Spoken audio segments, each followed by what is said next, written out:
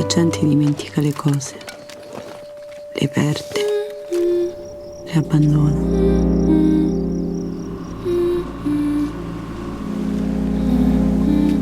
Di solito le cose restano dove sono state dimenticate.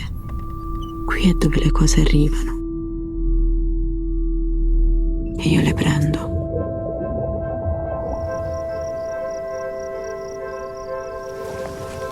Ciao! Scusa, è questa Casa Luna? Non è qui.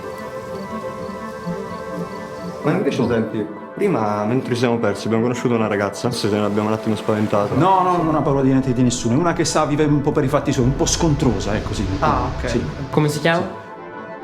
Arsa. Tu avrai una vita bella, lunga. Conoscerai qualcuno. Farai un viaggio.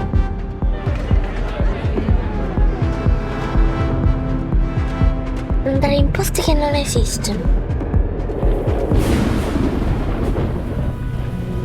Mio padre sognava i mostri. Mi diceva che i mostri stavano sul fondo del sogno. 1, 2, 3, 4, 5.